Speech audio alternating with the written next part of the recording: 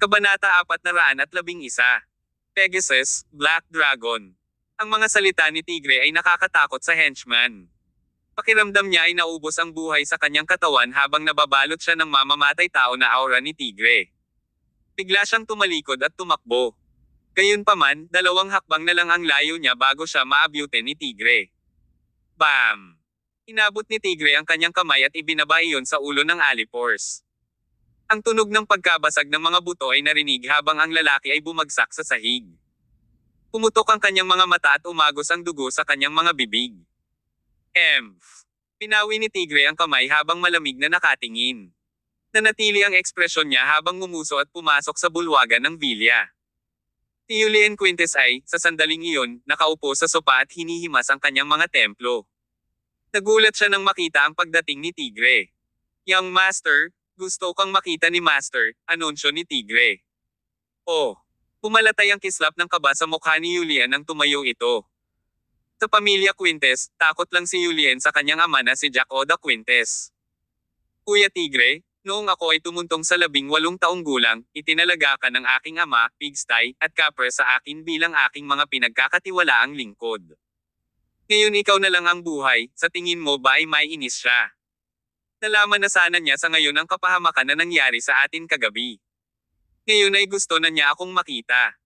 I wonder kung gaano kalaki sa galit niya ang matatanggap ko sa pagkakataong ito."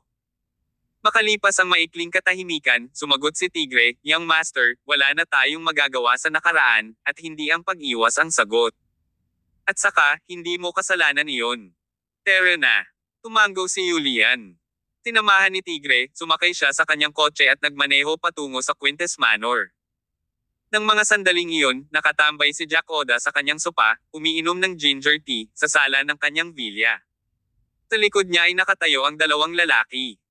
Ang isa ay may tato na kabayo sa mukha at nakasuot ng puting sando, habang ang isa naman ay nakasuot ng itim na sando at may tato na dragon sa mukha. Sila ay sina Pegasus at Black Dragon, ng mga Zodiac Fighter ng pamilya Quintes, at ang pinakamalakas sa kanilang lahat. Kasabay nito, sila rin ang mga bodyguard ni Jack Oda, na responsable sa kanyang kaligtasan 24 na oras sa isang araw, 7 araw sa isang linggo. Pumasok sa sala sina Julien at Tigre. Ang tensyonado na kapaligiran ay tila paralisado ang kaninang gulong-gulong isipan ni Julian. "Ama!" Lumapit siya kay Jack Oda at agad na lumuhod. "Nagkamali ako. Parusahan mo ako, Ama." Ibinaba ang kanyang mug ng ginger tea, sinimulan ni Jack Oda na kuskusin ang kanyang mga templo, isang ugali na mayroon din si Julian. Dahil sa pag-atake ng migraine, nagpatingin siya sa hindi mabilang na mga doktor at medikal na propesyonal ngunit wala pang lunas hanggang ngayon. Ang paghihirap ay totoo dahil ang sakit ay lumalala sa tuwing ito ay mainit sa labas o kapag siya ay nabalisa. Si Julien ay kapos palad na dumanas ng parehong kalagayan ng kanyang ama at madalas sumasakit ang ulo. Sa hindi inaasahang pagkakataon, hindi nagpakita ng anumang senyales ng galit si Jack Oda. Sa halip, napakalma niya. "Julien, tandaan mong sinabi ko sa iyo 2 taon na ang nakakaraan na, kahit na ikaw ang tagapagmana ng posisyon ng pinuno ng pamilyang Quintes, nangyari ito dahil itinulak ko ang paniwala, na binabaliwala ang mga pagsalungat. Maraming tao sa pamilyang Quintes ang tumutol sa iyong appointment. Akala nila ay wala kang mga kinakailangang kakayahan para pamunuan ang pamilya. Kaya't sinabi ko sa iyo na gawin ang isang bagay na malaki at patahimikin sila sa iyong tagumpay. 2 taon na ang lumipas. Sabihin mo sa akin, nakamit mo na ba ang layuning sakupin ang Riverdale Province na ipinangako mo sa akin?" Bumilis ang tibok ng puso ni Julien habang nagmamadaling nagpaliwanag, "Pare, nagsusumikap ako sa nakalipas na 2 taon. Maraming kilalang pamilya sa iba't ibang lungsod sa antas ng prefecture sa lalawigan ng Riverdale ang aking mga tao. Sa lalong madaling panahon, tipunin ko ang lahat at pumunta sa Riverdale." "How soon?" tanong ni Jack Oda. "Ayon sa mga plano ko, Father, it should take not more than 6 months until I am established as the King of Riverdale, under our own terms of course. I didn't expect Dear Summers to interfere in our affairs. He is a dangerous character." Minamasahe ni Jack Oda ang kanyang noo, siya ba ang pumatay kay Capra at Pigsy? "Oo." Tumango si Julian. "Hindi ko alam kung saan nanggaling si Dear Summers. Nagdala siya ng isang grupo ng mga makapangyarihang mandirigma kasama niya at humarap sa kanya noong hinahabol niya si Carson York. Kagabi, pinaalis ko si Pigstay para patayin si Carson York. Madali lang sana ang misyon dahil bumalik si Carson sa kanyang bayan na nagdiriwang ng mid-autumn. May nagpaalam kay Tyr Summers tungkol sa plano natin, at sa gayon, nilipol nila ang ating mga tao. Sino ang gumawa niyan? Umunat ang noo ni Jack Oda. Umiling si Julien at bumantong hininga. Wala akong ideya, ama. Marahil ito ay isa sa mga kaaway ng pamilya Quintes na gustong makita ang aming pagkamatay. Hey, Jack Oda snickered. Ngayon, tingnan natin ang Astral Province. Wala akong nakikitang iba maliban sa amin, ang pamilyang Quintes sa taas. Walang sino man at ang ibig kong sabihin ay wala man lang ang makakalaban sa amin. Kung tungkol sa iba pang mga kilalang pamilya sa timog sila ay nahuli sa kanilang mga awayan. Hindi sila maaaring sumunod sa amin. Nang marinig ang kanyang ama, kinilig si Julien nang bigla siyang natauhan. Pare, sinasabi mo ba na hindi galing sa labas? Umisi si Jack Oda at sinabing, mag-ingat ka sa mga tao sa paligid mo. Loyalty is not absolute. Napapikit si Julien at huminga ng malalim. Intindihin mo, ama. Pagkaupo sa sopa, humigop si Jack Oda ng kanyang tsaang luya at sinabi, tandaan, ang pamilya Quintes ay napakalaki at naglalaman ng maraming paksayon. Ang iyong mga kamag-anak ay lahat ay umaasa na ikaw ay mabibigo. Malapit nang magdaos ang pamilya Quintes ng 3 taon nitong ancestral ceremony. Kung wala kang makakamit sa panahong iyon, at sa halip ay magdulot ng karagdagang pagkalugi, sasamantalahin ng iba pang paksayon ng pamilya ang sitwasyon at magdudulot ng kalituhan. Kung mangyari man ito, hindi ko maipapangako sa iyo ang iyong katayuan bilang tagapagmana kahit pa ako ang padre de pamilya. Naiintindihan mo ba? Yes, Father. Naghahanda na ako ngayon para sakupin ang Riverdale Province sa bilis ng kidlat. Sagot ni Julian. Tumango si Jack Oda. Naramdaman niya ang paglala ng sakit sa kanyang ulo at paulit-ulit na hinampes ng palad ang kanyang mga temples. Pegasus, simula ngayon, pareho kayong susundan ni Tigre kay Julien at gagawin ang anumang sasabihin niya. Kabanata 412. Hindi sinasadyang pagtatapat. Tumango si Pegasus. Oo, Master. Ang mga mata ni Julien ay kumikinang sa tuwa. Ang pagkawala ng parehong Capra at Pigstay ay tila isang blessing in disguise ngayon ay binigyan siya ng Pegasus. Sa 12 zodiac fighters ng pamilya Quintes, isa si Pegasus sa pinakamahusay, pangalawa lamang sa Black Dragon. Sa kanyang presensya, walang pakialam si Julien para kay Tyr Summers at sa kanyang grupo ng mga ragtag fighter. Maraming salamat, Ama. Mabilis na nagpasalamat si Julien sa kanyang ama. Pwede ka nang umalis. Tandaan ang sinabi ko. Gumawa ng isang bagay na mahusay bago ang seremonya ng ninuno. Oo, Ama. Nilipulin ko sina Tyr Summers at Carson York at sakupin ko ang Riverdale Province bago ang ating ancestral ceremony. Tumayo siya at tinungo ang exit. Pagdating sa gate, nakita niya si Joe Quintes na papalapit na may dalang maliit na bag sa kamay. Bakit ka nandito? Nairita si Julien nang makita ang mahinang kilos ni Joe. Hindi inaasahan na makikita si Julien, si Joe ay natakot at nagmamadaling sumagot, lumalala ang pag-atake ng migraine ni tatay, kaya pumunta ako at kumuha ng gamot sa matandang doktor para maibsan ang kanyang mga sintomas. Ibibigay ko lang sa kanya. Well, ikaw ay isang mabuting anak, kung tutuusin. Napapikit si Julien at tahimik na ngumisi. Bilang isang anak, si Joe ay gumagawa ng ilang behind the scene na pag-ungol upang makuha ang mabuting panig ng kanyang ama. Gayunpaman, ang katayuan ng isang son ay panghabang buhay, at gaano man ang ginawa niya para sa kanyang ama, hindi siya makakamit ng anuman sa buhay. Ibigay mo sa akin. Kumaway si Julien kay Joe, sinemyasan itong iabot sa kanya ang pakete ng gamot. Nag-alinlangan si Joe na tila ito ay isang mahalagang kayamanan. Sabi ko, bigyan mo ako. Pingi ka ba? Oo. Walang ganang inabot ito ni Joe kay Julian. Pinuksan ni Julien ang pakete at nakita niya ang pinaghalong mahal at pambihirang mga halamang gamot. Siya ay nagdurusa ng pag-atake ng migraine. Palibhas ay nakainom ng maraming iba't ibang gamot, pamilyar siya sa ilan sa mga sangkap na nakita niya. Ito ay talagang isang pakete ng mga halamang gamot upang gamutin ang mga migraine. Ang aking mga tao ay naghanap ng mataas at mababang para sa ilan sa mga halamang gamot na ito ngunit walang resulta. Ikaw, sa kabilang banda, nagawa mong tipunin ang lahat ng mga halamang gamot. Kamangha-manghang. Napangiti ng mahina si Julien, well, I will take this. Dapat kang pumunta at maghanda ng isa pa para sa ama. Nagpanik si Joe.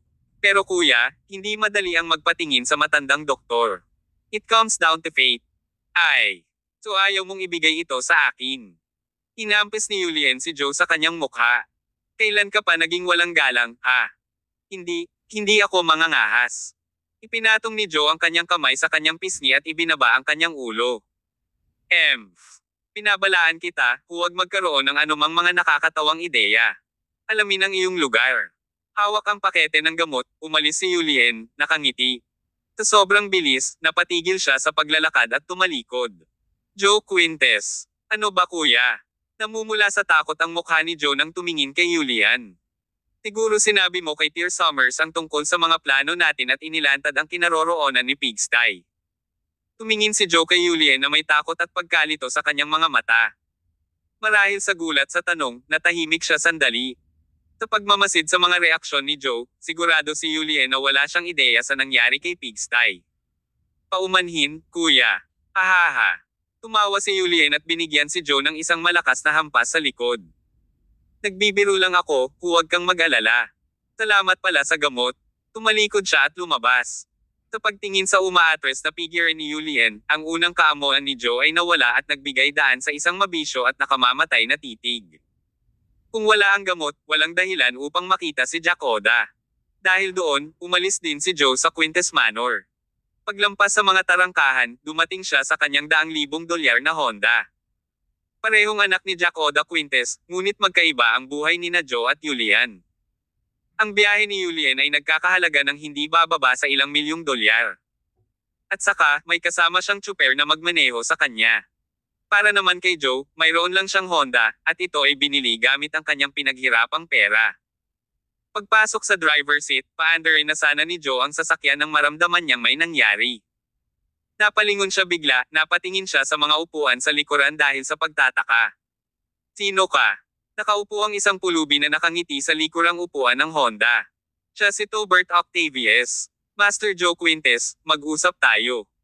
Sa kanyang pag-uwi, pinag-isipan ni Julian ang kanyang utak, sinusubukang alamin kung sino ang naglantad sa kinaroroonan ni Pigsty. Noong una, inakala niya na ito ay isang kaaway mula sa labas, ngunit agad niyang naunawaan na ito ay isang tagaloob pagkatapos makinig sa kanyang ama. Ang pamilya Quintes ay walang anumang karibal. Dapat ay isang tao mula sa loob. Pagkatapos ng ilang pag-iisip, kinuha niya ang kanyang telepono at diniyal ang numero ng telepono ni Albert Cantrell. Pagdating niya sa kanyang bilya ay naghihintay na sa kanya si Albert. Pising kinakabahan sa hall, Albert ay halatang balisa. Sakto namang pumasok si Julian, kasama sina Pegasus at Tigre. Young Master, bumalik ka na. Agad namang nilapitan ni Albert si Julian na may hawak na basang tuwalya. Si Julian ay dapat panasan ang kanyang mga kamay dito, gaya ng dati. Nakaugalian na niya pag-uwi niya. Gayunpaman, hindi kinuha ni Julian ang tuwalya. Sa halip, pumunta siya sa coffee table at pinunasan ang kanyang mga kamay gamit ang wet wipes. Albert, gaano ka nakatagal nagtrabaho para sa akin? Nagulat si Albert at nagmamadaling sumagot, simula pa noong bata ka pa, young master. This should be 19th year. Oo, 19 na taon. Bahagyang tumango si Julian. Maraming oras para buuin at palalimin ang mga ugnayan, tama ba? Nakaramdam ng pagkabalisa si Albert nang marinig ang sinabi ng kanyang Panginoon, ako, si Albert Cantrell, ay tapat sa iyo, young master. Noon at kailanman. Napangiti si Julian. Hindi ko naman sinabing disloyal ka. Albert, pinagbigyan mo na lang ba ang sarili mo? Kabanata 413. Ang kamatayan ni Albert Cantrell. Si Albert Cantrell ay natulala at napaluhod. Young Master, ako, si Albert Cantrell, ay nanunumpa. Alam ng Diyos na wala akong ginawang masama sa iyo at sa pamilyang Quintes. Nagpatuloy si Julian Quintes sa pagpupunas ng kanyang mga kamay at sinabi, mayroon kang 2 anak na lalaki at 1 anak na babae. Ang iyong anak na babae ay nagmamay-ari ng negosyo sa ibang bansa.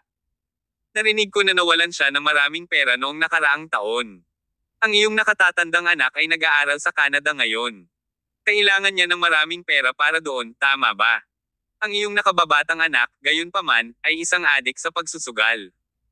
Natatakot ako na isinugol niya ang kayamanan ng pamilya sa nakalipas na 2 taon. Julian sighed bago nagpatuloy, Albert, why do you have these inutile wimps as your children? I am curious, though. Their shenanigans would have cost you at least a few $1,000,000 a year. I wonder where you get the money from. Nagulat si Albert. Hindi niya inaasahan na marami pang alam si Julian tungkol sa mga usapin ng kanyang pamilya. Sa totoo lang, nakasipsip siya ng maraming pera mula sa kanyang tungkulin bilang mayordomo ni Julian. Dahil sa bigat ng yaman ng pamilya Quintes, hindi sila nabahala. Noong nakaraan, sinadyang hindi pansinin ni Julian ang mga negosyo ni Albert. Ngayon, gayunpaman, ang young master ay nagiging seryoso. Albert, I just thought of something wild. Gusto mo bang marinig? Nanginginig ang mayordomo at nauutol na sinabi, so. Sure, young master. Inihagis ang ginamit na wet wipe sa trash can, nagpatuloy si Julian, remember I sent you to deal with Carson York, but he chased you out. Pagkatapos noon, ipinadala si Pigsty para patayin siya. Alam mo naman lahat ng nangyari diba? Oo, young master. Paano kung binili ka ni Carson York ng maraming pera na gustong talikuran mo ang pamilya Quintes? Gagawin mo ba? Nang mabigkas ang mga salita, nanginginig sa takot si Albert. Young master, nagkasala ka sa akin. Hinding-hindi ko gagawin iyon kahit na magkaroon ako ng tapang ng leon. Habang nagsasalita, patuloy na nakayuko si Albert habang dumudugo ang kanyang noo dahil sa impact. Napatawa si Julian at tinulungan si Albert na bumangon sa lupa. Albert, hinihila ko lang ang paa mo, huwag kang mag-alala. Umangat ang ulo ng mayordomo at tumingin kay Julian. Young master, you know how loyal I am the Quintes family. I swear I didn't do it. Siyempre, naniniwala ako sayo. Kinuha ni Julian ang basang tuwalya sa kamay ni Albert at pinunasan ang dugo sa kanyang noo. Sabi niya, maglinis ka na ng mga sugat mo. Ayaw namin ng impeksyon, di ba? Salamat, young master. Umalis si Albert sa bulwagan na may matinding pangamba sa kanyang puso. Pagkaalis niya ay nagdilim ang ekspresyon ni Julian. Mga kapatid, ano ang masasabi ninyo tungkol dito? Parehong umiling sina Pegasus at Tigre. Malinaw na ayaw nilang alalahanin ang kanilang sarili sa bagay na ito. Speaking to himself, Julian noted, I am very familiar with Albert's personality and character. Talagang loyal siyang tao. Naniniwala akong hindi niya kami niloko. Gayunpaman, hindi ko maaaring payagan ang kawalan ng katiyakan na sirain ang aking kapayapaan. Kuya Tigre, alam mo na ang gagawin. Tumanggo si Tigre. Oo. Nang gabing iyon, sa loob ng master bedroom ng Cantrell Villa, nakahiga si Albert sa kanyang kama, pilit na inaantok. Kahit na siya ay pinalayas ni Julian para sa anumang dahilan, hindi siya makatulog, habang patuloy siyang umiikot-ikot sa kama. Halos mawalan siya ng pag-iisip sa kanya ang pakiramdam ng hindi mapakali. Anong ginagawa mo? Reklamo ng asawa niya. Sagot ni Albert, I feel uneasy. Hindi ko alam kung sino ang nag-snitch at nagpaalam kay Tear Summers tungkol kay Pigsty. Who cares as long as hindi ikaw ang isa? At saka, naniwala si Julian Quintes sa iyo. Ano ba ang dapat ipag-alala? Gabi na. Dapat na talaga matulog ka na, sabi ng kanyang asawa. Gayunpaman, ang pakiramdam ng pagkabalisa ay nananatili. Sino ka? Biglang napasigaw ang kanyang asawa sa sobrang takot dahil agad na tumalon ang mag-asawa mula sa kama. Sa harap nila ay nakatayo si Tigre. Walang ekspresyon, dahan-daang nilapitan ni Tigre si Albert at ang kanyang asawa, na parang tigreng nanunood sa kanyang biktima. Ang mukha ni Tigre ay tila nakakatakot lalo na sa ilalim ng liwanag ng buwan. Tigre, bakit ka nandito? Gusto niyang master na paalisin kita. Naglakad siya papunta sa kanya. Parehong natarante si Albert at ang kanyang asawa. Tumahimik ka, Tigre, hindi ko ginawa. Wala akong pakialam. Nandito lang ako para tuparin ang mga utos. Nakapatong ang mga kamay niya sa kanilang mga ulo nang matapos niya ang kanyang pangungusap. Basag. Ito ay tunog ng mga buto na dinudurog. Pagkatapos ng Mid-Autumn Festival ay ang araw kung kailan nagsimula ang paaralan. Maagang bumangon si Tear Summers at naghanda ng almusal para kay Blair Zia. Kasabay nito, si Winifred ay nilaktawan ng trabaho para sa araw na iyon para ipadala si Blair sa kanyang kindergarten kasama si Tear. Pagkatapos ng almusal, isinuot ni Blair ang kanyang bagong backpack at masayang pumunta sa kindergarten, kasama ang kanyang mga magulang. Mula sa pagpaparehistro hanggang sa pagpasok sa klase, hindi tumigil sa pagngiti si Blair. Wala rin siyang issue sa pakikisalamuha sa mga kaklase niya. Bago sila umalis, hinalikan ni Natir at Winifred si Blair at nangakong susunduan siya pagkatapos ng klase. Gayunpaman, umiling si Blair. Hindi, Mommy at Daddy, ayos lang na sunduin ako ni Lola pagkatapos ng klase. Bakit? Nagulat si Tir at Winifred sa narinig. Dati, naninindigan siya na kasama niya ang kanyang mga magulang sa paaralan. Sumagot si Blair, alam kong pareho kayong abala. Magsisimula na ako ng grade 1 sa susunod na taon at magiging malaking bata na ako sa lalong madaling panahon. Ayokong bigyan pa kayong dalawa ng gulo. At saka, I like school very much and not feel lonely here anymore. It doesn't matter since we see each other at night, anyway. Nagkatinginan si Natir at Winifred. Parang biglang lumaki ang maliit nilang babae. Pupunta kami at susunduan ka ngayon, Blair. May uuwi ka na ni Lola simula bukas. What a good girl. Kabanata 414. Second Tattoo. Sagot ni Blair Zia, sige, Mommy, Daddy. Babalik ako sa klase para makipaglaro sa mga kaibigan ko. Pilasan mo, at huwag kang mag-alala kay Blair. Nang makita kung gaano kasigla si Blair, biglang naramdaman ni Natir Summers at Winifred Zia ang hindi maipaliwanag na damdamin sa kanilang mga puso. Habang pauwi, tila nababagabag ang damdamin ni Winifred. Anong problema, sweetheart? Tanong ni Tir. Wala lang. I'm just lamenting, nakangiting sagot ni Winifred. Dati ay tinataboy si Blair ng kindergarten. Lalo na kapag bukas ang paaralan, umiiyak siya dahil ayaw niyang pumasok sa kindergarten. Dahil ba palagi siyang binubuli ng mga bata sa paaralan? Tanong ni Tir. Oo. Tumanggo si Winifred. Noon, ang tawag sa kanya ng mga bata sa paaralan ay isang mabangis na bata na walang ama. Minsan, nauwi sa pagtatalo ni Blair ang isang kaklase dahil dito, at itinulak ng kaklase si Blair sa lupa. Tinawag ng guro sa kindergarten ang mga magulang ng isa pang bata at ako. Sa halip ay kailangan kong humingi ng tawad sa kabilang partido, at pagka-uwi ko, pinalo ko si Blair.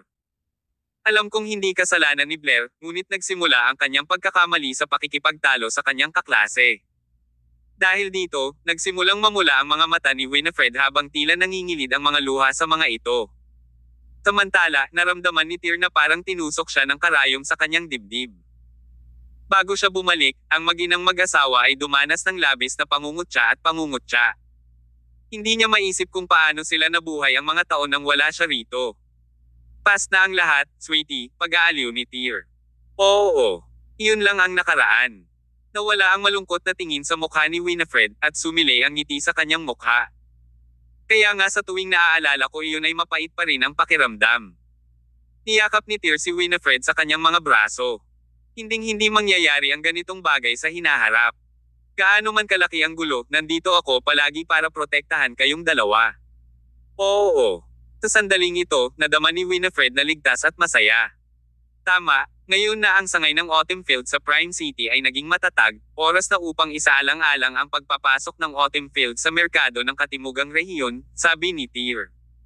Hindi makapaniwalang tinitigan siya ni Winifred. Mahal, hindi ba masyadong maaga ito? Hindi naman, umiling si Tir. Kung ikukumpara sa aming mga dakilang plano ng pagpasok ng autumn field sa mga internasyonal na merkado, ang bilis na ito ay itinuturing na mabagal. Tanging sa pamamagitan lamang ng paggawa ng pangalan para sa sarili nito sa Southern Market maaari talagang ituring ang autumn field na isang malaking tatak ng damit sa bansa. Sige. Tumanggo si Winifred. Ngayong nabanggit mo na ito, totoo na ang autumn field ay medyo napakaliit, ngunit hindi tayo masyadong nagmamadali dito. Hindi ko sinasabing dapat tayong pumasok sa Southern Market ngayon. Huwag kang mag-alala. May mga plano at arrangement na ako. I'm just inform you in advance. Sa panahong ito, kailangan mong maging handa, paliwanag ni Tir. Sumagot si Winifred, walang problema. Nagsasaliksik din kami at nagdidisenyo ng ilang bagong likha. Malapit nang matapos ang summer season na ito, at malapit nang ilunsad ang mga damit sa taglagas. Iniisip kong gamitin ang pagkakataong ito para tumuon sa ilang disenyo ng taglagas, at tinalakay ko rin ito kay Snow. Kapag handa na ang aming mga produkto, agad nilang kukunan ang mga video at larawan para sa paglulunsad.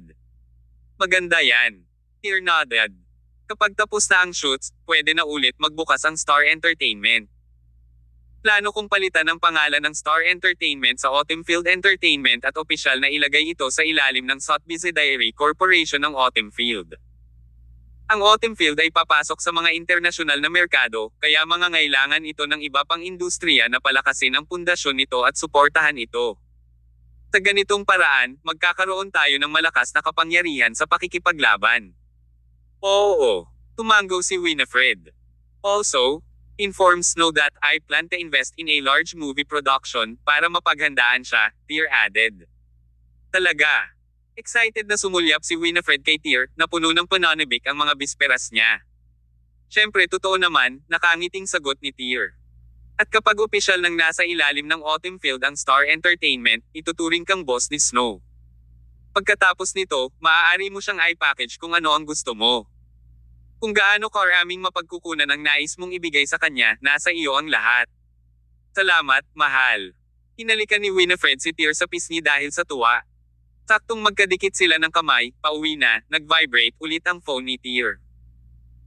Tulad ng huling pagkakataon, isa itong mensaheng hindi nagpapakilala. Ngayong gabi, sa Dome Restaurant sa Riverdale Provinces Coast City, si Julian Quintes ay nag-host ng isang pulong kasama ang 22 pinuno ng mga sambahayan mula sa Riverdale Province upang magplano ng pag-atake laban sa Con City at sa pamilya York.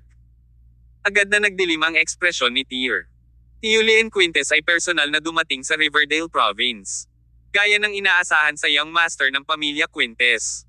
Siya ay masigla at epektibo sa pagkilos. What's wrong, honey? Nang mapansin ang kakaibang reaksyon ni Winifred, agad na nagtanong. May kaunting problema, sagot ni Tier. Sweetheart, pupunta ako ngayon sa Prime City para hanapin si Uncle York. You don't have to worry about me. It's only a small problem, and I'll solve it malapit na. Matagal nang sanay si Winifred sa mga ganitong sitwasyon, at wala rin siyang kapangyarihang pigilan ito. Kung tutuusin, may mga dahilan si Tier sa paggawa ng mga bagay-bagay. Sige. Tumango si Winifred. Mag-ingat ka. Oo. Nagmaneho si Tier patungo sa Prime City. Habang nasa daan, tinawagan niya si Max Cheever para ihanda ang bawat miyembro ng Wolf's Den na umalis para sa isang misyon. Sa sandaling iyon sa bakuran ng York Manor, si Carson York ay nasa patio ni Zeppelin Wayne, pinapanood siyang umiindayog ng kanyang espada. Bagamat sinabi ni Carson na ayaw niyang maging abala, sa katunayan, nag-aalala pa rin siya kay Zeppelin. Kaya naman, lalapit siya at titingnan tuwing may oras siya. Dumating kaagad si Tier sa patio pagkarating ng York Manor. Little Tier, nandito ka na. Nang makita si Tier ay agad siyang sinalubong ni Carson habang si Zeppelin ay tumigil sa pag-indayog ng kanyang espada. Nang papalapit na si Tier, tinawagan niya si Carson ng maaga para ipaliwanag ang sitwasyon kaya hindi na nagulat si Carson sa pagdating ni Tier. Uncle York, nakaisip ka na ba ng countermeasure? Tanong ni Tier. Tumawa si Carson. There's no need for any countermeasure for such situations. Dati kapag nagdusa ang pamilya Quintes sa kamay natin, inaasahan kong gagawa sila ng ganoong hakbang. Kaya, ginawa ko na ang mga kinakailangang paghahanda ng maaga. Kaya lang, hindi ko inaasahan na nasuhulan si Julian Quintes ng napakaraming pamilya sa Riverdale Province. Buti na lang at natanggap namin ng maaga ang salita, kaya may oras pa kami para pigilan sila. Kung hindi maiisip ang mga resulta kapag sumali ang 22 pamilyang ito. Pwersahan ng pamilyang Quintes na salakayin tayo. Sa buong lalawigan ng Riverdale, na may higit sa 10 mas mababang lungsod, ang bilang ng mga pamilya ay nasa daan-daan. Para sa pamilya Quintes na bumuo ng napakaraming alyansa sa dilim ay isang malinaw na indikasyon ng mga kakayahan ng pamilya at kakayahan ni Julian Quintes. Kabanata 415. Roundtable Conference. Ang mga maaaring pumasok sa hanay ng pagsasaalang-alang ng pamilyang Quintes ay walang alinlangan na mga mahahalagang pamilya at malalaking korporasyon na may kapangyarihan. Tama si Carson York. Kung talagang sila ay nagsama-sama upang maglunsad ng isang biglaang pagsalakay sa pamilya York at Con City, lahat sila ay mahaharap sa isang napakalaking suntok sa parehong mga negosyong pangkorporasyon at sa lakas ng pakikipaglaban ng pamilya. Kahit na nagawang talunin ni na Carson at Tyr Summers ang mga taong ito, magdurusa sila ng maraming pagkatalo. May oras pa tayo, sabi ni Tyr. Nagkataon na naghahanda kami para sa isang Riverdale King. Gagamitin namin ang pagkakataong ito para tapusin din ang gawaing ito. Tumango si Carson. Tama ka. Ngunit ngayon ay nag-aalala ako tungkol sa pagiging maaasahan ng mensahe na iyong natanggap. Paano kung ito ay isang bitag na inilatag ng pamilya Quintes? Kung ganoon, baka tambangan tayo kung dadalhin natin ang ating mga tauhan. Gayunpaman, si Tyr ay nakangiti ng may kumpiyansa. Don't worry, Uncle York. May pinadala akong mag-imbestiga sa misteryosong sender na ito. The message is reliable. Nalaman mo na ba kung sino yon? Nagulat si Carson. Yeah. I'm almost certain. Tumango si Tyr. Kung sakali, kahit na ito ay talagang isang bitag, kaya ano? Talagang wala akong iniisip tungkol sa pamilya Quintes. Kung may ibang nagpahayag nito, ipagpalagay ni Carson na sila ay walang prinsipyong mayabang. Gayunpaman, si Tyr ang nagsabi nito, kaya walang hinala si Carson dahil mayroon ngang kakayahan at mapagkukunan si Tyr para maging napakalakas. Dahil iyon ang kaso, titipunin natin ang ating mga tauhan at doon tayo maglalakbay. I'm coming with you guys. Lumapit si Zeppelin Wayne with a flash of anticipation in his eyes. Dahil isa itong piling pamilya sa Southern Region, tiyak na kakaunti ang mga eksperto na kasama nila, di ba? Anong coincidence? Maaari kong subukan ang aking talim. Pagsapit ng gabi, ang kalangitan sa ibabaw ng Coast City ay pinaliwanagan ng isang kinang sa gabi. Napuno ng iba't ibang luxury car ang parking lot ng Dome Restaurant. Ang Dome Restaurant ay isang simbolikong 5-star restaurant sa Coast City. Ang pagkukumpuni at palamuti nito ay medyo katulad ng Homer's Feast of Con City. Ang gusali ay may 4 na palapag na ang pinakamataas na palapag ay isang open-air banquet hall. Tulad ng Castle in the Sky of Homer's Feast, ang banquet hall na ito ay hindi kailanman bukas para sa serbisyo maliban kung may makabuluhang kaganapan na nagaganap.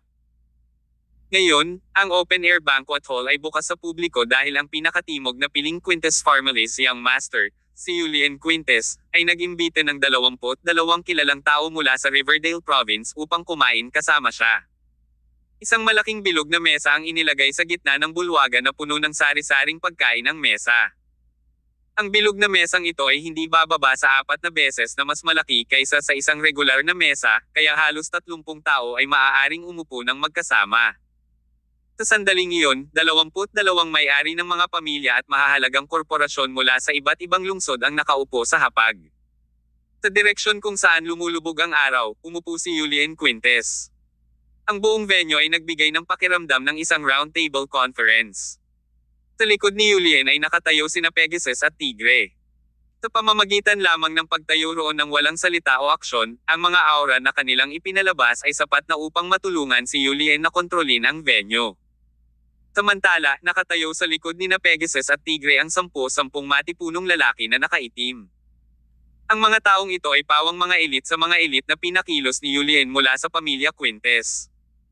Ang layunin ni Julian sa pagpunta rito mula sa Stellar City ay makipagsanib puwersa sa 22 pamilya at mga korporasyong ito para lipulin ang pamilya York at Tyr Summers. Kaya naman, ang mga ekspertong dinala niya ay hindi lamang ang mga nakatayo sa likuran niya. Ilang saglit pa ay naninikip ang kapaligiran. Sa ilalim ng gayong panggigipit, kahit na ang mga naruroon ay mga pinuno ng mga kilalang pamilya at mga korporasyon, nakaramdam sila ng pagkabalisa ng hindi man lang nangangahas na huminga ng napakalakas. Kinakabahan ba kayong lahat? Habang may hawak na tinidor at kutsilyo, dahan-dahang hinihiwa ni Julian ang sirloin steak sa kanyang plato habang nagsasalita siya na may halong panunuya. Anong nakaupo kayong lahat dyan? Kumain ka na. Naglagay siya ng isang piraso ng steak sa kanyang bibig bago iniabot ang kamay sa kanyang mga bisita.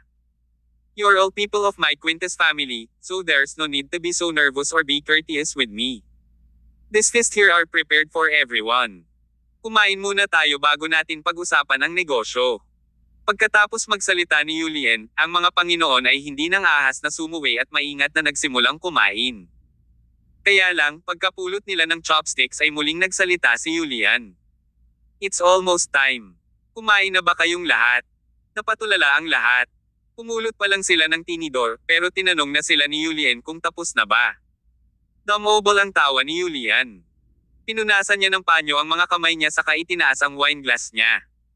Pinibiro ko lang kayong lahat para gumaan ang mood. Like I've said, you don't have to be so cautious or nervous because you're all the Quintes Families people. Halika, hayaan mo, Yuli and Quintes, mag-toast sa inyong lahat. Mabilis na itinaas ng grupo ng mga Panginoon ang kanilang mga salamin. Kayang Master Quintes. Pagkatapos ng inuman, sinimulan ni Yuli na himukin ang grupo na tumulong sa pagkain. Sa ngayon, ganap na lumubog ang araw sa kanlurang kabundukan habang ang kalangitan ay nagninangas na pula.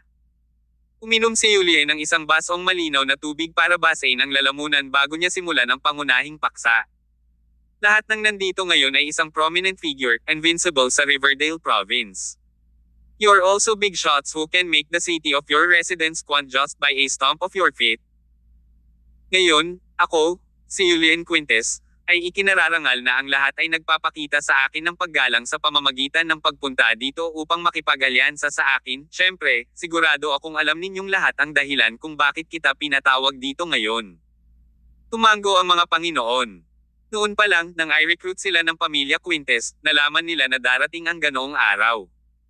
Kaya naman, nang tipunin sila ni Julian dito, alam ng lahat na narito na ang nakamamatay na araw. Young Master Quintes, sabihin mo lang sa amin kung ano ang kailangan naming gawin, at hindi kami magdadalawang isip na magbuwis ng buhay ng walang ibang salita. Hindi nagtagal, sinimulang purihin ng isa sa mga Panginoon si Julian habang ang iba ay umalangaw-ngaw. Ang pamilyang Quintes ay isang piling tribo sa timog, habang si Julian Quintes ang unang tagapagmana ng pamilya. Siyempre, sasamantalahin nila ang pagkakataong ito para makasama ang kanyang mabuting panig. Tumingin si Julian sa grupo na may kulubot na mga mata, sobrang nasisiyahan sa kanilang mga reaksyon. Sa malaking lupaing ito na may masaganang mapagkukunan tulad ng Riverdale Province, mayroong higit sa 10 prefecture level na mga lungsod. Gayunpaman, batay sa aking pagkaunawa, ang mga pangunahing mapagkukunan ng lalawigang ito ay naipon sa parehong South River City at North River City, tama ba iyon? Tama iyan. Tumango ang lahat. Kabanata 416. Julian Quintes' Scheme. Tumango rin si Julian Quintes. Ipinagpatuloy niya, noon, sinakop ng South River King, Carson York, at ng North River King, Yannick Lloyd, ang kani-kanilang lungsod bilang mga pinuno ng rehiyon.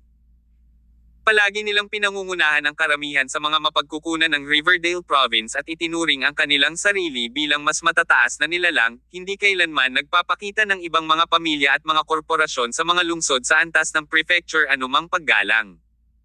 Kaya, sa nakaraan, kapag sinubukan mong palawakin ang iyong mga negosyo sa Prime City o North River City, lahat kayo ay patuloy na inaapi at nagdusa. Tama ba ako tungkol dito? Tumango ang 22. Hindi nila sinusubukang purihin si Julian ngunit talagang inis at galit na galit sila sa katotohanan ito.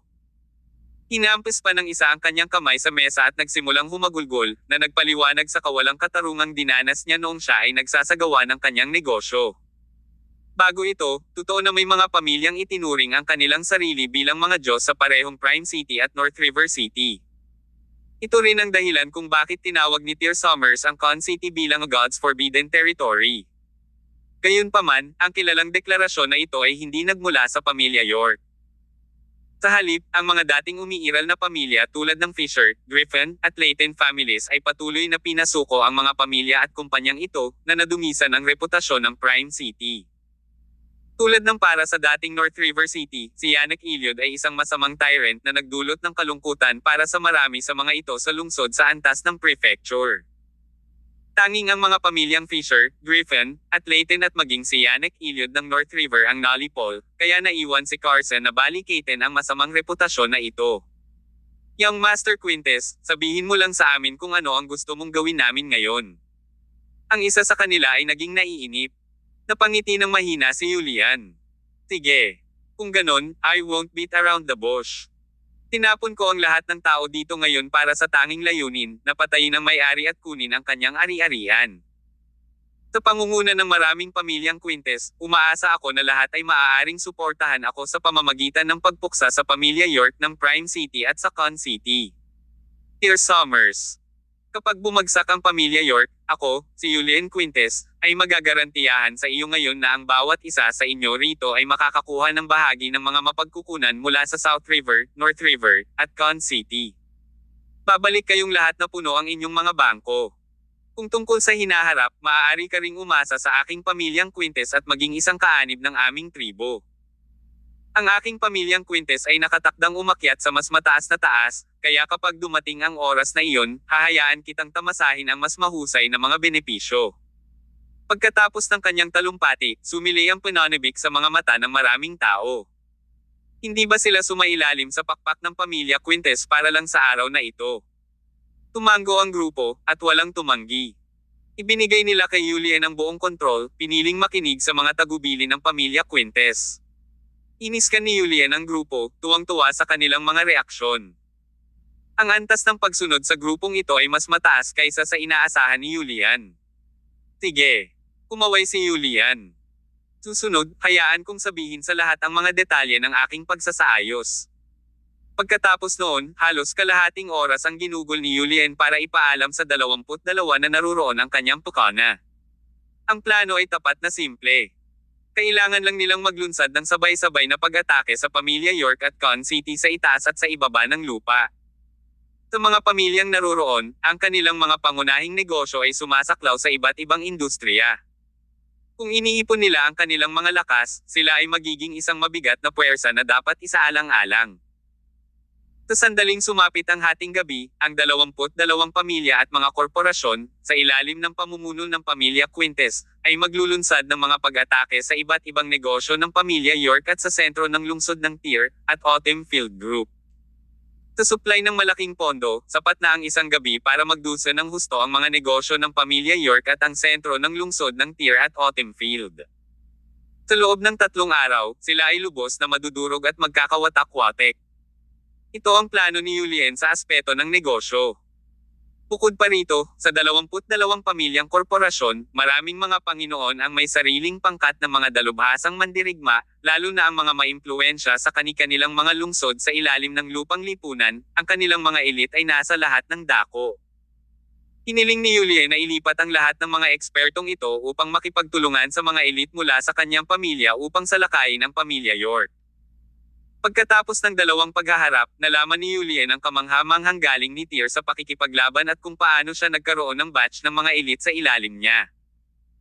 Bukod kay Tyr, ang pamilya York ay nagkaroon din ng maraming mahusay na mandirigma, tanging sa pamamagitan ng pagsanib puwersa sa lahat ng mga eksperto sa ilalim ng mga kilalang tao na ito ay magkakaroon ng kumpiyansa si Julian na talunin si Tyr at ang pamilya York. Matapos ay elaborate ang plano, muling iniskan ni Julian ang kanyang mga bisita. Nakangiting tanong niya, "That's about it for my plan. Is there anything you'd like to add?" Tinanong niya kung mayroon silang idedagdag, hindi kung pumayag sila o hindi. Ibig sabihin, naayos na ni Julian ang plano, at ang 22 na ito ay walang ibang pagpipilian. Young Master Quintes, hiniling mo sa amin na ipadala ang aming mga elite para salakayin ang pamilya York at ang Tyr Summers ng Con City kasama mo. Mangguna ba ang ating mga tao? Agad na nagdilim ang ekspresyon ni Julian sa tanong nito. Naging kasing talas ng kutsilyo ang kanyang tingin nang titigan niya ang Panginoong ito. Tila isang mabangis na hayop ang nakatingin sa kanya, ang Panginoong ito ay nakaramdam ng lamig sa kanyang gulugod. Mabilis niyang sinabi, "Handa akong maglingkod bilang Young Master Quintes Taliba." Ang ibang mga Panginoon ay huminga din sa loob. Lahat tayo ay handang maglingkod bilang Young Master Quintes Vanguards.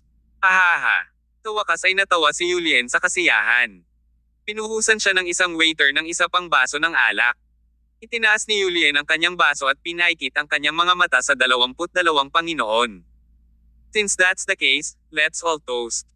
After tonight, we'll make the York family and Con City's Tyr Summers ganap na mawala sa Riverdale.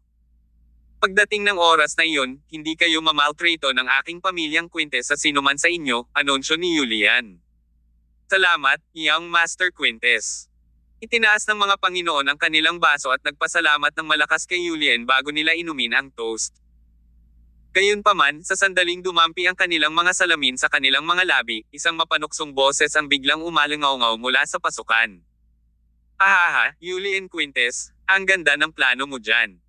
Sa mga katulad mo, iniisip mong sirain ang York family ko at harapin si Tyr Summers. Sinong nagbigay sa'yo ng katapangan? Natigilan, lahat ay hindi namamalayan na tumingin sa pasukan. Maraming tao ang makikitang pumapasok sa pintuan. Nangunguna sina Carson at Tyr, habang sumusunod sa likuran nila sina Zeppelin Wayne, Jay Blade, Yashua Murray, at mga miyembro ng Wolf's Den.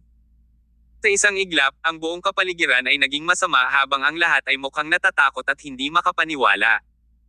Maging si Julian at ang kanyang koponan ay hindi inaasahan na biglang lalabas sina Tyr at Carson. Paano ito naging posible? Kabanata 417. Pag-activate ng Battle Mode. Nilaibot ng tingin ni Tyr Summers ang 22 Panginoon na nakaupo sa bilog na mesa, nakatingin sa kanila na parang mga tulala. Ang kanyang tono ay may bahid ng panunuya habang sinasabi ko, ang bawat isa sa inyo ay pipi tulad ng isang asno, paano kayo naging mga Panginoon ng inyong mga sambahayan? Tinatanggal ang may-ari upang hatiin ninyo ang lupa. Hindi ba pinapunta lang niya kayo sa front lines para maging cannon fodder? Ang wishful thinking ni Julian Quintes ay napakahusay na naplano. Ang layunin ng paglalakbay na ito sa Riverdale ay upang talunin sina Carson, York at Tyr, ngunit nagdala lamang siya ng higit sa 10 eksperto. Sa laki ng kanyang hukbo, imposibleng mapabagsak sina Carson at Tyr. Kaya naman, pinaplano niyang maging mga vanguard niya ang mga nasasakupan nitong 22 Panginoon. Sa sandaling mapagod si Carson, Tyr, at ang kanilang mga puwersa, papasok si Julian at sasamantalahin. Kapag dumating ang oras na iyon, ang panig ni Tyr at Carson, pati na rin ang pangkat ng 22 Panginoon, ay magdaranas ng kalunos-lunos na pagkalugi. Samantala, si Julian, ang ikatlong partido, ay aani ng mga benepisyo. Sa katunayan, wala sa mga taong naruroon ang mga tulala. May nagtanong din dito kanina. Kaya lang, natakot sila sa lakas ng pamilya Quintes. Kaya naman, nang sumulyap si Julian sa kanila, tiniis at tanggapin na lamang nila ang kanyang proposal. Gayunpaman, ngayong inilantad na ni Tyr ang layer ng kasinungalingan na ito, nagiba ang kapaligiran sa silid, na naging mainit. Hindi inaasahan ni Julian na biglang susulpot si Tyr at ang grupo niya. Ang kanyang titig ay napuno na ngayon ng pamatay na layunin. Bakit kayo nagpunta dito? Natural kasi may nagsabi sa'yo, sabi ni Tyr sabay wagayway ng phone at nakangiti kay Julian. Kung tama ang hula ko, simula nung Fatso incident na yon, siguradong may hinala ka sa paligid mo. Ha? Nasaan ang mayordoma mo? Bakit wala siya? Hindi mo siya pinaalis dahil hinala mo na siya ang snitch, di ba? Masyadong masakit sa pandinig ni Julian ang mga sinabi ni Tyr dahil spot on ang una. Pero ngayon, alam na ni Julian na si Albert Cantrell ay snitch, at maling tao ang napatay niya. Ano? Hinampis ni Julian ang isang kamay sa round table at tumayo. Good. Great. And here I was thinking of how to take all of you down in one swoop. Who knew that you will actually show up here in your own accord? This has saved me quite a lot of trouble. Since you pumunta ka dito, pagkatapos ay iwanan ang iyong buhay sa likod ngayon. Dahil dito, mas naging wild ang ekspresyon ni Julian, na para bang walang duda na lalamunan niya si Tyr at ang grupo niya ngayon. Gayunpaman, biglang tumawa ng malakas si Carson, Julian Quintes, dahil nagkaroon kami ng lakas ng loob na pumunta dito, sa tingin mo ba mapapantayan mo kami? Hindi mo ba napagtanto ang iyong sitwasyon?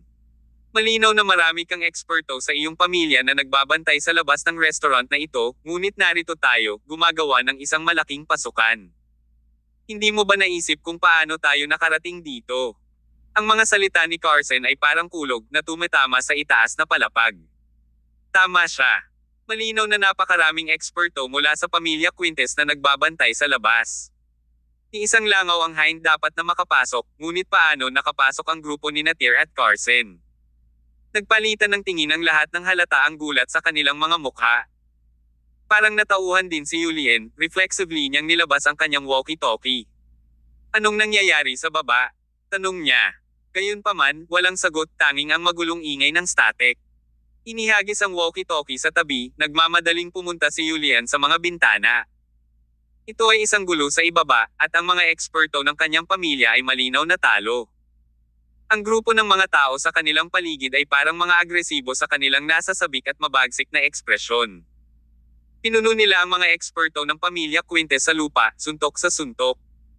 Bukod sa mga miyembro ng Wolf's Den, kasama rin sa grupo ang mga eksperto sa protectorate ng pamilya York. Nako, masyado naming minaliit sina Tyr Summers at Carson York. Sa tabi ni Julian, biglang umungol si Tigre. Pagkatapos, parang pumasok na siya sa battle mode, kinuyam ni Tigre ang kanyang mga kamao gamit ang kanyang mga braso na tila mga metal na martilyo habang siya ay sumisigaw, maglinis ng landas para kay Young Master. Sa sinabi nito, si Tigre ang unang naninangil sa Tyr at sa kanyang grupo. Ang iba pang mga eksperto sa pamilya Quintes ay sumunod na malapit sa kanya. Gaya ng inaasahan sa isang mataas na ranggo na elite sa 12 zodiacs ng pamilyang Quintes, si Tigre ay lubos na epektibo sa kanyang mga aksyon at nakapagpasya kaagad. Sa katunayan, si Julian at ang iba pa ay walang gaanong oras para mag-isip sa ganoong sitwasyon. Sa kabilang banda, pinangunahan ni Jay Blade at Joshua Murray ang kanilang grupo ng mga mandirigma ng pamilya York pasulong, habang ang ilang miyembro ng Wolf's Den ay sumali din sa away. Ang unang maayos na itaas na palapag ng banquet hall ay agad na nahulog sa kaguluhan. Samantala, hindi pa natutunaw ng 22 Panginoon sa round table ang sitwasyon. Mukhang naliligaw sila, nakaupo roon ng walang hilig sa susunod na gagawin. Dahil hindi na nila alam ang gagawin, nagpatuloy na lang sila sa pag-upo. Tunay na makapangyarihan si Tigre. Kahit na isang pinagsamang pagsisikap sa pagitan ni Jay at Wolf Dance No. 5, Ashblood, ay hindi sapat upang mahawakan siya. Ang mga suntok ni Tigre ay parang mga bola ng kanyen, madaling itinulak pabalik sina Jay at Ashblood sa bawat suntok na pumipilit sa isang madugong daanan ng pagtakas. Nang si Tigre ay nag-aalburuto at hindi masisira, isang malamig na liwanag ang sumilay sa buong silid. Paf! Para siyang tinamaan ng kidlat, naramdaman ni Tigre na lumabo ang kanyang paningin habang ang nakakatakot na lakas ay nagtulak sa kanya pabalik ng ilang hakbang. Nang makalma siya, napansin niya ang isang dagwang sugat na bumubuka sa kanyang braso. Tumawag si Tigre, nagtatanong, sino ito? Bakas ang takot sa kanyang mabangis na ekspresyon. Matagal na panahon na rin mula nang makatagpo siya ng napakabigat na kalaban. Si Zeppelin Wayne ay makikitang nakahawak sa Dragon Blade na walang bahid ng emosyon sa kanyang mukha. Tumutulo ang sariwang dugo mula sa kanyang sandata, patak ng patak. South Reverse Blade Maniac, Zeppelin Wayne, sagot ni Zeppelin. So, ikaw si Zeppelin Wayne. Ang nagsalita bilang tugon kay Zeppelin ay hindi si Tigre, ngunit ang taong nagpoprotekta kay Julian ang hindi kumikilos hanggang ngayon Pegasus. Sa sandaling iyon, si Pegasus, na may parol na panga, ay mukhang parehong nasa sabik. Ito ay isang kilig na lilito lamang kapag ang isang dalubhasa ay nakatagpo ng isa pang bihira at malakas na kaaway ng parehong antas. Si Pegasus ay naglabas ng isang sungay na kutsilyo na natatangi sa mga pastol mula sa mga damuhan. Bahagyang kumikinang ang talim. Tigre, tumakas kasama ang Young Master sa mga bintana. Iwan mo sa akin ang lugar na ito. Huwag kang mag-alinlangan at magmadali. Pagkatapos ng pagtuturong iyon, si Pegasus ay sumugod sa Zeppelin na parang kidlat. Klang! Umalangaw-ngaw ang malulutong na tunog ng metal habang lumilipad ang nakasisilaw na mga spark. Kabanata 418. Walang makikialam. Sa sandaling iyon, maging si Zeppelin Wayne ay tuwang-tuwa. Sa pagkakaroon ng palayaw na Blade Maniac, maraming taon na ang nakalipas mula nang makilala niya ang isang gumagamit ng blade na kapantay niya. Malinaw na ngayon na ang mga kasanayan sa Pegasus ay maihahambing sa kanyang sarili. Ang pakiramdam na ito ay parang ulan pagkatapos ng mahabang tagtuyot na agad na nagpakulo ng dugo ni Zeppelin. Klang! Klang! Klang! Sa loob ng ilang maikling segundo, nagpalitan ng 8 indayog sina Zeppelin at Pegasus, ngunit ang mga laslas ni Zeppelin ay mas mabagal kaysa kay Pegasus.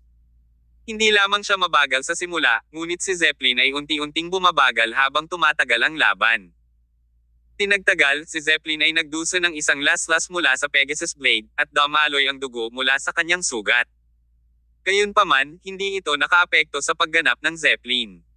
Nang mapansin ang sitwasyon, isang dalubhasa sa pamilya York ang agad na sumugod, na handang tulungan si Zeppelin sa pagkatalo kay Pegasus. Master Wayne, tutulungan kita. Gayunpaman, umungol si Zeppelin sa kanya, alis. Nakasimangot, nalilito ang eksperto ng pamilya York. Hinaharang ang isa sa mga indayog ni Pegasus gamit ang kanyang talim, malamig na napabulalas si Zeppelin, ngayon, maliban kung ako ay mamatay sa talim ng hamak na ito, walang sino man ang makikialam. Habang nagsasalita si Zeppelin, sadyang pinabagal ni Pegasus ang kanyang bilis ng pag-atake. Nag-aatubili siyang kunin ang kalamangan na ito, at nais na matiyak na mayroon siyang patas na pakikipaglaban sa Zeppelin. Sa sandaling bumalik sa hugis si Zeppelin, ang bilis ng talim ni Pegasus ay agad ding tumaas. Klang, klang, klang. Sa kabilang panig, si Tyr Summers at Carson York ay nakatayo sa pinto sa buong oras. Wala silang planong kumilos, at hindi rin kailangan. Noong panahong iyon, napansin ni Tigre kung gaano hindi kanais-nais ang sitwasyon. Sa sobrang gulat, sinunggaban niya si Julian Quintes. Young Master, masyado naming minamaliit ang mga kakayahan ng mga taong ito. Natalo tayo sa labanang ito. Sumama ka sa akin, Young Master. Pagkasabi noon, nang hindi man lang hinintay na sumagot si Julian, tumakbo si Tigre patungo sa isang salamin na bintana na hawak-hawak ni Julian. Bumagsak. Kasunod ng isang malaking ingay, ang tempered glass ay binasag ni Tigre. Hinawakan niya si Julian at pasimpleng tumalon mula sa itaas na palapag ng Dome Restaurant. Pagkatapos nila, agad na tumakbo si Jay Blade at Yashua Murray, ngunit dahan-daang ibinuka ni Tyr ang kanyang bibig para sabihin, huwag mo silang habulin. Hindi sila mahuhulog sa kanilang kamatayan mula sa pagtalo na iyon, ngunit kung tumalon kayo, maaari kayong mapilayan o mamatay. Pumalik si Jay para tingnan si Tyr, naguguluhang tanong, Kuya Tyr, bakit hindi mo sila pinigilan? Sa iyong mga kakayahan, hindi sila makakatakas. Nagkibit balikat si Tyr habang naglalakad papunta sa malaking round table. May mag-aalaga kay Julian Quintes. Isaalang-alang itong isang regalo na pasasalamat sa taong nagsumbong sa akin ng 2 beses. Kasalukuyang magulo ang itaas na palapag habang nagpapatuloy ang mga labanan. Ang mga away sa pagitan ng higit sa 20 eksperto ay naging isang kaparangan nitong pinalamutian ng marangyang bulwagan. Lahat ng 22 Panginoon sa wakas ay nanambalik ang kanilang pakiramdam ngayon. Ang mga kakayahan ng mga ekspertong ito sa kanilang paligid ay lumampas sa kanilang mga imahinasyon, at hindi ito mga taong maaaring ihambing ng kanilang mga upahang mandirigma. Pumakas ang gulat sa mga mata ng bawat prominenteng figure. Ang ilan sa kanila ay handa nang umalis sa nakakabahalang lugar na ito. I never agreed to any of you leave. You can go ahead and try. Madilim na sabi ni Tyr, ipinatong ang 2 kamay sa malaking round table. Isang sulyap lang mula sa kanya ay sapat na upang itapon ang 22 Panginoon sa isang hukay ng yelo. Masyadong nakakatakot ang binatang ito sa edad na 20s. Ang nangingibabaw na aura na inilabas niya mula sa kanyang katawan ay isang bagay na hindi pa nakikita ng mga lalaking ito. Agad na tumahimik ang lahat, walang lakas ng loob na gumalaw ng kalamnan sa kanilang mga upuan.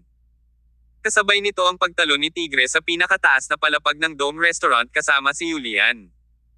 Kung gusto nilang makalabas ng buhay, ito lang ang tanging paraan. Ang 4 na palapag na gusali ay hindi bababa sa 10 metro ang taas, ngunit hindi nahulog si Tigre sa kanyang kamatayan habang karga-karga si Julian. Ang lakas talaga ni Tigre. Gayunpaman, dahil pinuprotektahan niya si Julian, pumutok ang mga buto sa isang paa niya nang mapunta sila. Sa pagtitiis ng matinding sakit sa kanyang paa, nagngangalit si Tigre ng kanyang mga ngipin at tumayo. Tumakbo ka papunta sa kotseng iyon, Young Master. Kahit na pawis, sinunggaban pa rin ni Tigre si Julian habang ginagawa nila isang sasakyan sa hindi kalayuan. Magulo pa rin ang sitwasyon sa ibaba.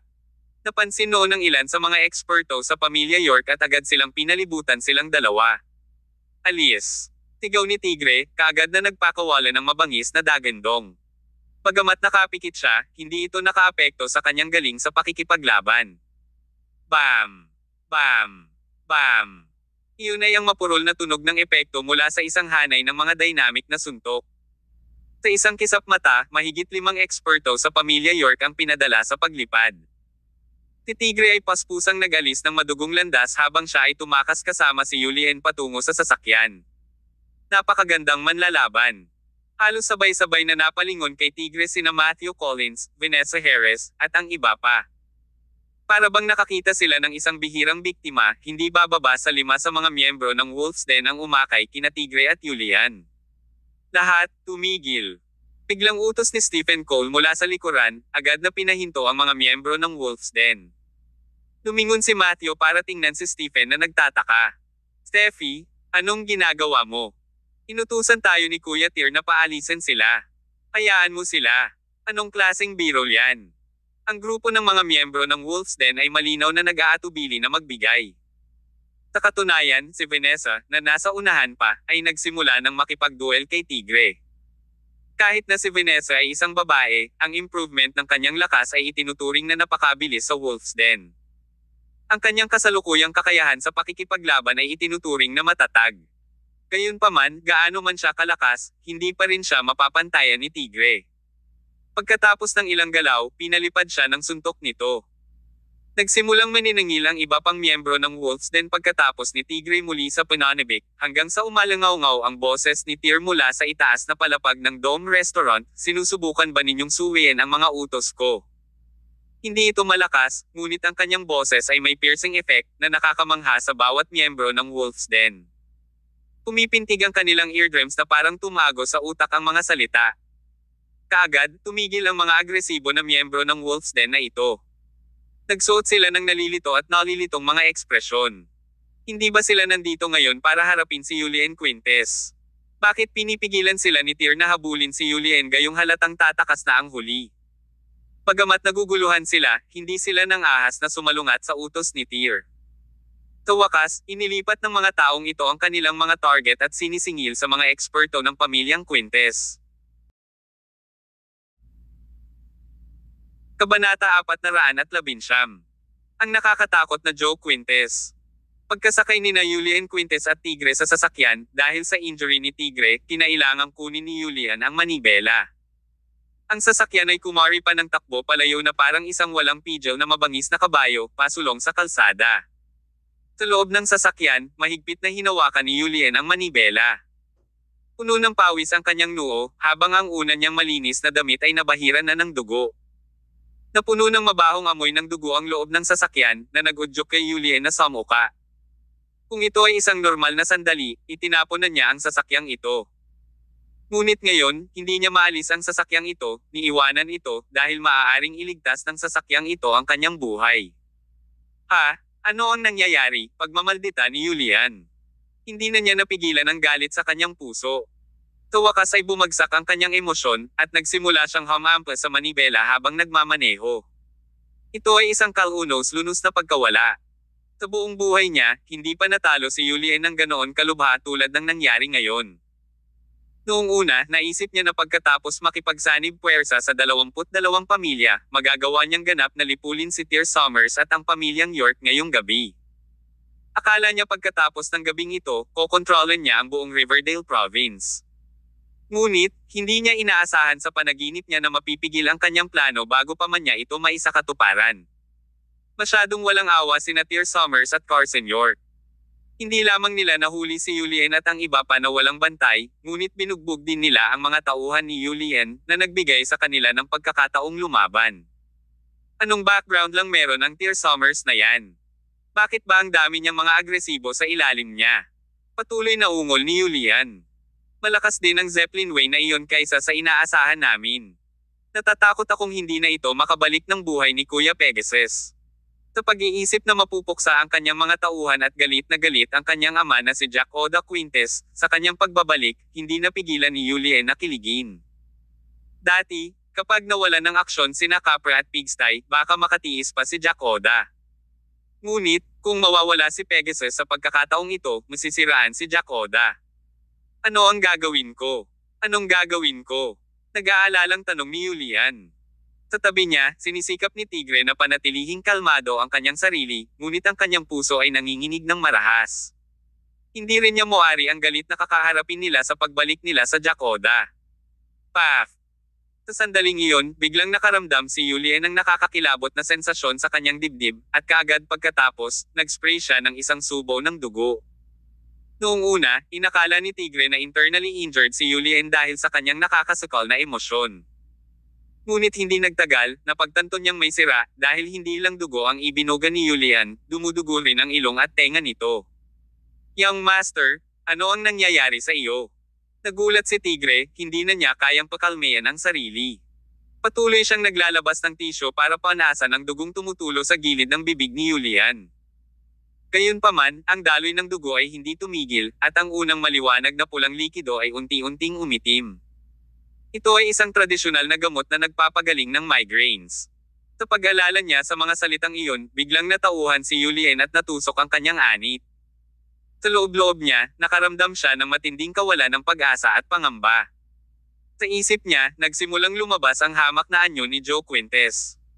Gayunpaman, nagsimulang magbago ang mukha ng huli. Ang unang sunod sa Nyere na pag-uugali ay naging isang nakakatakot at mabangis na mukha. Joe Quintes. Si Joe Quintes ang nagtatel. Ang lalaking iyon ay palaging naglalaro para samantalahin ang iba. Habang nagsasalita si Yulien, ang dugo sa kanyang bibig ay naging ganap na itim. Ang lahat ng ito ay ginawa ng iligal na anak na iyon sa aming likuran. Joe Quintes. Sa sandaling iyon, hindi malinaw kung ito ay isang guni-guni, sa madilim at desyerto na kalsada sa unahan, sa ilalim ng madilim na mga ilaw sa kalye, ay nakatayo ang isang parang multo na silweta. Si Joe Quintes iyon. Gayunpaman, ang pinagkaiba lang ngayon ay wala siyang suot na salamin. Ang bangs na nakatikip sa kanyang noo ay sinuklay pabalik sa Aztec back na hairstyle. Ang kasalukuyang Joe Quintes ay hindi na mukhang mahina at masigasig. Ang kanyang mga mata ay kumikinang sa puot, at ang kanyang ekspresyon ay parang demonyo. Ang aura na inilalabas niya ay maaaring matakot sa isang 3 taong gulang na bata na lumuha. Kung ikukumpara sa Joe Quintes noon, parang ibang tao ang lalaking ito. Papatayin kita. Papatayin kita. Para siyang nasisiraan, tinapakan ni Yulien ang accelerator, hanggang down. Ang sasakyan ay tumulak pasulong tulad ng isang talamak na ligaw na kabayo, diretsyong bumaril para kay Joe. Maya-maya, biglang sumulpot sa likod ni Joe ang 2 tao, isang lalaki at isang babae. Ang lalaki ay nakabukas ang kanyang mga braso, na nagpapakita ng kanyang tato ng isang sickle whistle. Ang babae ay may mahabang pulang-pula na buhok, na nagmumukha sa kanya na hindi pangkaraniwang demonyo. Kamaitachi, pigilan mo siya, mahinang sabi ni Joe. Ang lalaking may sickle whistle tato ay agad na tumakbo patungo sa sasakyan, na nag-iwan ng after image sa kanyang likuran. Sa sandaling iyon, sa isang malapit na pavilion, si Torbert Octavius ay tamad na nakahiga sa ibabaw ng istruktura habang pinapanood niya ang insidenteng ito na nangyayari sa kalsada. Habang ngumunguya ang balahibong damo na nakasabit sa sulok ng kanyang bibig, bumulong siya sa kanyang sarili, sina Kamaitachi at Phoenix. God knows where this illegitimate son found these 2 freaks. Ang lalaking ito ay may palayaw na Kamaitachi. Talaga bang iniisip niya na siya ay isang sinaunang hayop? Nang makita ni Yulien ang isang tao na umaandar patungo sa kanyang sasakyan, ang kanyang puso ay nagsimulang tumunog ng marahas. Mayroon ka bang death wish? Tutuperin ko ito para sa iyo. Nagngangalit ang kanyang mga ngipin, si Yulien ay nagtulak pasulong. Galit siyang umungol, iniisip na masagasaan niya si Kamaitachi. Gayunpaman, kontrolado pa rin ng kanyang subconscious mind ang kanyang katawan at pinaihit niya ang manibela sa huling segundo. Tumango si Yulien. Takot na takot siya. Pagkatapos ng emergency turn, tumili ang sasakyan habang lumilihis ito sa gilid. Nawala ang silhouette sa unahan, at nakahinga ng maluwag si Yulien. Ipinapalagay niya na iniwasan niya ang taong iyon. Ngunit, sa susunod na sandali, bang! Isang malakas na ingay ang nanggaling sa harapan.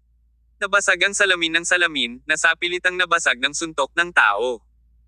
Umabot ang isang braso sa loob at pasimpleng hinaila palabas ng sasakyan si Yulien. Masyadong nakakakilabot ang lakas ng paghatak na ito. Naka-seatbelt pa rin si Yulien, pero kinaladkad pa rin siya palabas. Nawalan ng kontrol, bumangga ang kotse sa isang sementadong flower bed.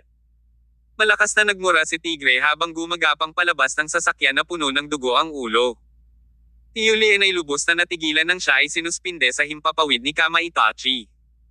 Ang matipunong braso ng huli ay puno ng paputok na lakas, na para bang ito ang maalamat na braso ng isang kirin na hayop. Kabanata 420. Reversal Blade. Mula sa kabilang panig, kasama si Phoenix sa hila, si Joe Quintes ay humakbang ng hakbang patungo kay Yulien Quintes, na parang isang demonyo mula sa impyerno. On hand the young master. Umungol si Tigre habang tumatakbo papunta kay Kamaitachi na puno ng dugo ang ulo. Pilayan mo siya, kalmadong bilin ni Joe.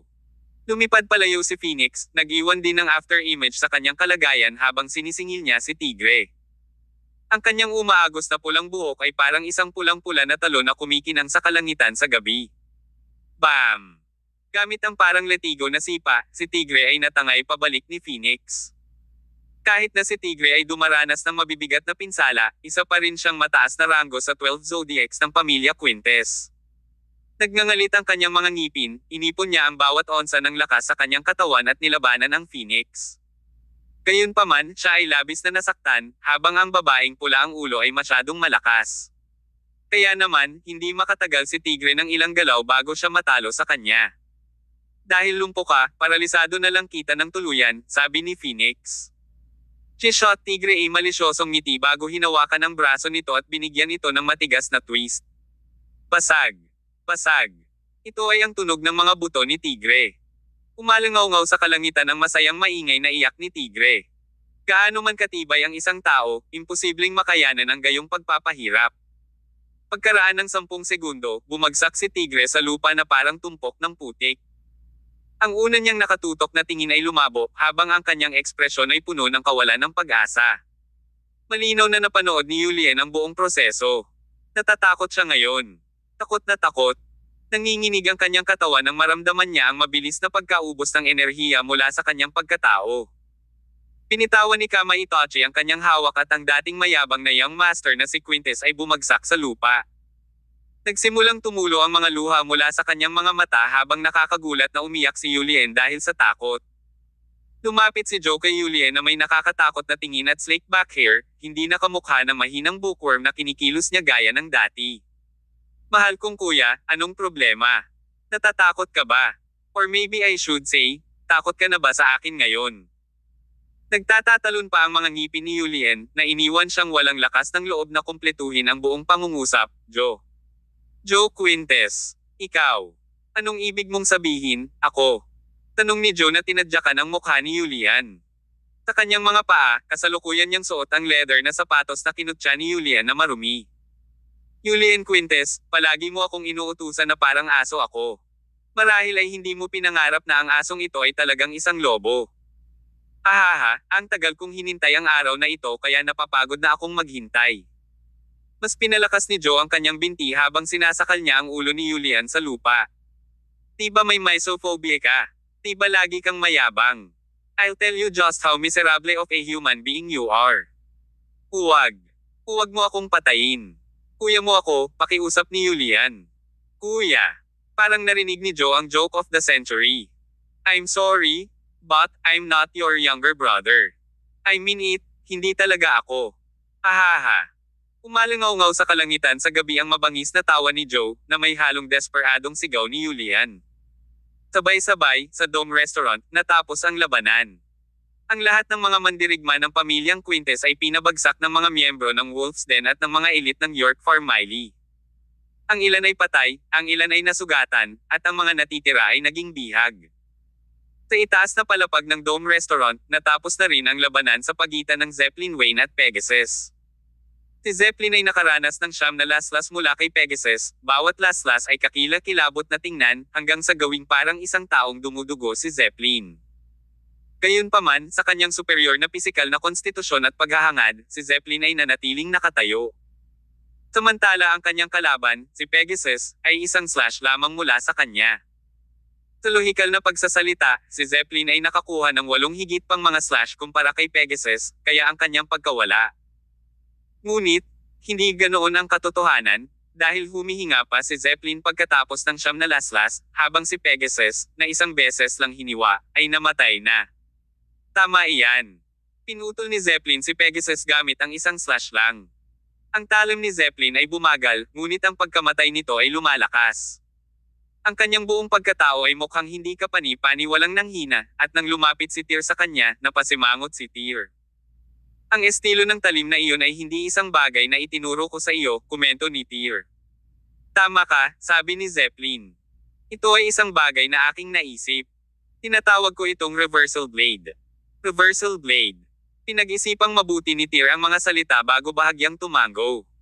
Ako ay isang nakakatakot na estilo ng talim na nagsisimula ng mabagal bago unti-unting bumilis. Bago bumilis ang iyong pag-indayog, magiging lubhang di ka nais-nais para sa iyo at malalagay sa panganib ang iyong buhay sa bawat laban. Ngunit kapag bumibilis ang iyong talim, hindi ka na magagapi. Hindi na nagsalita pa si Tyr pagkatapos noon dahil natatakot siya na baka mamatay si Zeppelin sa pagkawala ng dugo kapag nagpatuloy siya sa pagsasalita. Ganun lang natapos ang labanan sa itaas na palapag, at agad na nalinis ang eksena ng labanan na parang walang nangyari. Lahat ng 22 Panginoon ay nanatiling nakaupo sa malaking bilog na mesa. Ang kanilang mga puso ay natigil sa kanilang mga lalamunan, sa takot na sina Tyr at Carson York ay maaaring biglang pumutok at mag-order para sa kanilang pagtatapon. Walang pakialam na pumunta si Carson sa kinauupuan kanina ni Julian. Tinulyapan niya ang lahat ng mga Panginoon bago nagpakawala ng tuyong ubo. Maaari kang magpahinga. Ako, si Carson York, ay isang taong may kabutihan at hindi sasamantalahin ang mga nasa mahihirap na sitwasyon. Kaya ngayong gabi, hindi na kita guguluhin. Ito ay tulad ng sinasabi ng bawat tao para sa kanyang sarili. Ang mga tao ay palaging naghahanap ng mas mataas na taas, at kung ako sa iyo, pipiliin kong umasa sa isang malaking pamilya tulad din ng pamilyang Quintes. Kaya, hindi ko kayo sinisisi lahat. Kahit na pagkatapos ng deklarasyon ni Carson, ang 22 Panginoon ay hindi pa rin mapakali. Iyon ay dahil alam nila na ang mga may kakayahang lalaki ay palaging may kakaibang ugali. Maaaring sinasabi ni Carson na hindi niya sila guguluhin kahit isang segundo, ngunit utusan ang kanyang mga tauhan na patayin sila sa susunod. Kung tutuusin, pumunta sila dito para magplano laban sa pamilya York. Pinanangkitin ni Carson ang grupo bago ngumiti. Ako, si Carson York, ay isang tao sa aking salita at natural kung igagalang ito. Gayunpaman, sa kalahating buwan, maghahanda ako ng isang piging sa parehong lokasyong ito. Ang mga pinuno ng malalaking sambahayan at malalaking may-ari ng korporasyon sa lalawigan ng Riverdale ay magiging imbitado sa piging na ito. Tungkol sa layunin ng piging na ito, wala talagang saysay na itago ito sa inyong lahat. Gusto kong maging hari ng Riverdale. Ganun lang kasimple. Makakarating ang mga sumusuporta sa akin. Magiging kaibigan ka ng pamilya ko sa York. Ang mga sumasalungat ay maaaring pumili na lumiban, ngunit hayaan mo akong maging tagapagdala ng masamang balita at sabihin na ikaw ay aking magiging kaaway pagdating ng panahon. Sige, tapos na ako sa speech ko. Makakaalis na kayong lahat.